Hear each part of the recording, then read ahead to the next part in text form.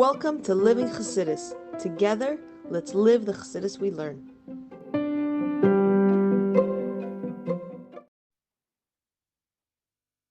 Hi everybody, and welcome to Chassidus in the Morning.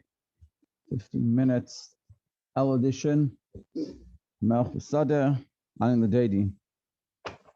So we were explaining last week that essentially what does it mean, Melch V'Sadeh, what does it mean, leDodi, veDodi Elul, that essentially in Elul is the hachana, the preparation for Rosh Hashanah Kippur. Rosh Hashanah Kippur gives us the ability to have Ava and Yira, also throughout the whole year. But in order to be a keli for it, you need to have the leDodi, which is the arousal from below, which is us putting in the effort during this time period. And then Alter Rebbe explains that it's known that in Elul there is an array of 13 attributes of mercy, which is God showing kindness. It's a very high level of kindness, very high level of likus, that it can nullify any mistakes that we've done. So he said, but why is it Elul not a Yom Tov, like this level of godliness, the same as it is in Rosh Hashanah and Kippur, in Kippur specifically? So why is it not a Yom Tov like those days? And he said it's because it's like the mashal, the king is in the field. Now when the king is in the field, it essentially means that the king is accessible just like on those days, but just like when the king is in the field, you have to go out and greet him, and it's not as awe-inspiring as the king is when he's in the palace. If you walk to the palace with all the security and all these things, whereas when the king's in the field, you don't have to do all these things. So too with Elul, the king is, so to speak, in the field, meaning the accessibility is there. It's just we have to go out and put the effort in, but we don't. It's not as recognized. Just like looking at the king in the field wearing plain clothes, it's not as awe-inspiring as it is. But he says, like it says in the Marshal, everyone can go out and greet the king over there. Whereas in Rosh Hashanah Kippur, it's awe-inspiring. You hear the trumpets blow from the palace, you already feel something, even if you're not even there. And that's essentially what he's saying. Now, I said, and so essentially that's the divide. The divide is Elul is an opportune time to connect, to have Kavasel and Avanira, and let your nefesh l'kis be the one making the decisions. Unfortunately, it's not always happening. And through that, you're preparing yourself for Rosh Hashanah Kippur, which is the daily aspect of what God's going to give. And being that you prepared yourself, so what God's going to give, you're going to be able to receive. And because you receive it well, so therefore, the upcoming year will be great in regards to everything because of your connection to God. It'll be solid foundation. Connection to Hashem. But the Alter Rebbe says in the second parak, but what happens if you're not in the field? The whole mashal is that the people go out from the city to greet the king in the field. What happens in the field? What's the field? The field is a place which is klipas nega, which is an opportunity to be able to connect to Elokus. What happens if you're in the desert? What happens if you're doing things that are they're not for God? Not even talking about things that are aser. It's a sharp putting you not in the field. It's in the desert. The desert place doesn't grow. Not even the level of Adam al-Elyon and nefesh l'kis doesn't go in the desert. What happens if you're in the desert? Meaning a nefesh l'kis is not making decisions, it's not talking. You barely listen to nefesh l'kis. And even if you're doing things that aren't aser chas v'shalom, but just things that you're doing not l'shem shemayim, there's no intrinsic value in what you're doing. You're just doing it because you enjoy it or because you like it, it tastes good. And nefesh l'kis is not making any decisions, so what are you going to do? Then El is going to come. Hashem is available, but you're not going to greet him because you're busy, stuck in the issues of Elam Hazem, the Taivas Elam Hazem. So what do? He says you got to recognize. So we've already given two answers. He says you got to recognize that the situation, and you got to look. You got to find it. Where is it? Just like when you lose something, you look, you find something after where you lost it. You have to go figure out where did you lose it? Where did you lose that connection? And when did the nefesh l'kis stop making the decision, stop talking? So of course, like we said before, you have to know who your nefesh l'kis is. You have to recognize when the nefesh l'kis is talking and recognize when the nefesh l'hamis is talking. But you don't know who's talking, so then they kind of have this conversation. But once you do recognize who's talking, then so you can figure out. So when was the last time I was inspired? I had that inspiration. I felt the nefesh l'kis making decisions. It could have been last Tishrei, it could have been in seminary, it could have been years before, whenever it is. But remind yourself, when you realize that, you say, hey, That's good. And then when you see that, you'll have rachmanus on yourself and on your nefesh l'kis, and you'll tap into it, and that will help you bring you out of the desert into the field. It's not making decisions based off your nefesh l'kis. We said, and then he said, and that's the first answer Alter said. It's like troubleshooting. But what happens if you do this? You do this cheshbon, which means you want to connect, and you think about why you disconnected and where did you lose it, and you recognize where you lost it. But it's not inspiring enough. It's not motivating enough. It's not closing you. It's not making you bitter enough. Like we told, the difference between bitter and depression. We're not talking about being depressed, of course. We're talking about bitter, meaning that you want it to change, but it's not changing. It doesn't affect you in any way. So he said, see, this is what you should think about. You should put onto your head this marshal that when a person gets hurt in his toenail, you stub your toe on a rock, you stub your toe on the chair, but it hurts. It hurts your head. Your head is the one that's giving you signals, pain signals, saying this is not good and this hurts. But when does that happen? That happens when the toe is connected. So what happens? Chas v'shalom, the toe is disconnected. If, let's say, a person's toe, unfortunately, someone has a toe that was cut off, at that point, that toe doesn't have any connection to you. You hit the toe, it doesn't hurt you. You might not like seeing it, of course, but it doesn't cause pain within you because it's disconnected from you. And therefore, you got to realize the fact that this doesn't bother you, the fact that you recognize you're distant, but you're not doing anything about it, it doesn't affect you in any way. It's because you've disconnected yourself from your nefesh l'kis. And the fact that nefesh l'kis is in galus doesn't bother you anymore. And that, he's saying, that idea should arouse within you that feeling. That should affect you, that you should want to change. Realizing that you're disconnected to the extent that you don't even feel it. It should hurt you, it should pain you in a positive way. And recognize that, hey, I don't like, this is not at all where I want to be. I don't like this at all. This is so sad. So I'm going to go and start listening to nefesh l'kis. And that will motivate you to get out of the desert into the fields. That was the second answer. Yeah.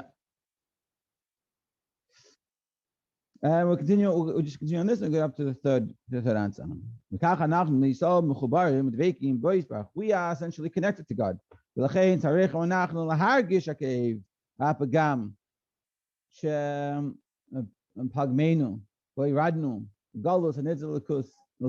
we should feel the pagam, the blemish and the damage that we've caused in nefesh l'kis through doing the wrong things. But even though we sin, we're a yid, and we always connect, we always feel that connection with nefesh l'kis.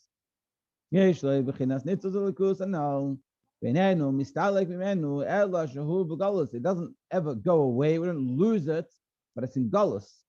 That's what's happening. We're causing it to be in galus.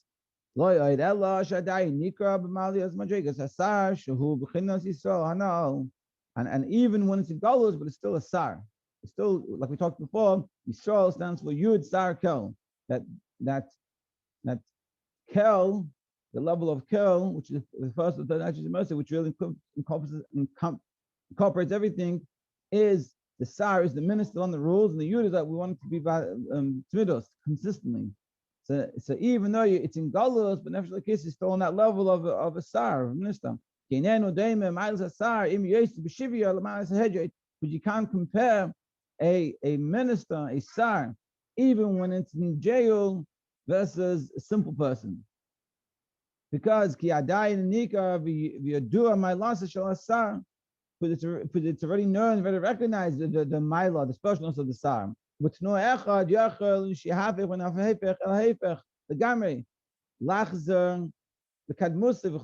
the one thing can transform itself back to being what it was. It's like the story of Alter Rebbe when he's in prison, and the king, I think it was the king, came to visit him, and he dressed up as a simple person or as a god, and he got up. But you can recognize it and saying, and you can see it in yourself. Someone that's like a chassid that really worked on himself. You can tell on him, you can see it. He doesn't have to do anything. He doesn't have to say, hey, I'm such a lonely person, but you recognize on them, and you see people, they have special people, you see it. So he's saying, and even though the nefesh l'kis in galus we're talking about, because you don't even feel how disconnected we are, but we have to recognize nefesh l'kis is always connected and always has that ability to reveal itself. And this, the fact that we're not feeling this blemish that we're doing,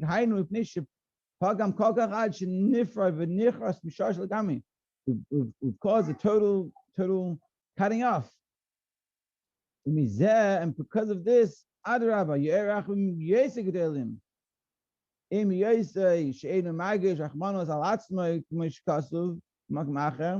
you should feel even more mercy on yourself. The fact, even though you don't feel anything, we like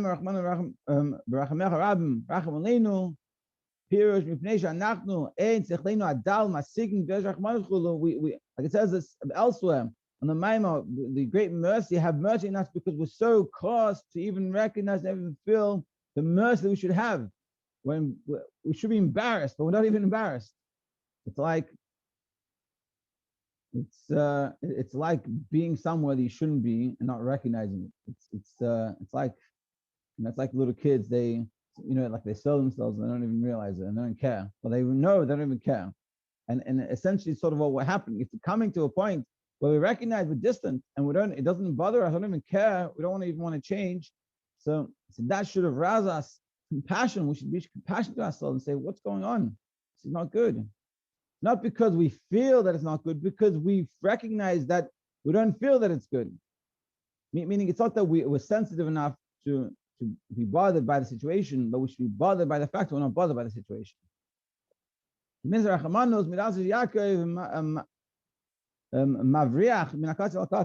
Yaakov causes the joint together of these levels, and and he's rachamim. Yaakov is rachamim, so we should have mercy on ourselves. The fact that we're not even sensitive enough, meaning it's not recognizing that we're distant and that bothers us, because we're saying that doesn't bother us, but we're recognizing that it doesn't bother us, and we recognize that's a problem, and because of that, we should turn ourselves and try to work on it, and that should cause us to come back. And this is the third answer. We'll start with the third answer today.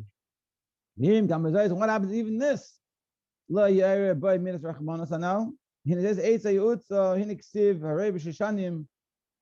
think actually we'll stop here and we'll do it tomorrow. Yeah, it's essentially, and yeah, tomorrow we'll answer that. Go to the third answer. And basically, what we're saying is, the first solution is if you recognize you're not in the field, meaning in nefesh case not talking to you, you're not making decisions based on nefesh case, but it's all the nefesh bahamis. You're in the desert, you're not doing the right things at all.